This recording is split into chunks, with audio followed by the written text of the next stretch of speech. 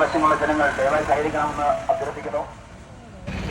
സുൽത്താൻ ബത്തേരി നമ്പിക്കൊല്ലി നെന്മേനിക്കുന്ന് വയലിൽ ഇന്ന് രാവിലെ കാട്ടാന ഇറങ്ങിയതാണ് ഈ വീഡിയോയിൽ കാണുന്നത്. ഏകദേശം ഒരു 3-4 മണിക്കൂറോളം ഈ ആനകൾ വയലിൽ തന്നെ തമ്പടിച്ചിരിക്കുകയായിരുന്നു.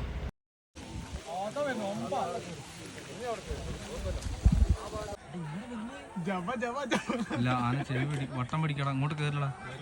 അതാ പയ്യന് നേരെ പോകണ്ടല്ലോ.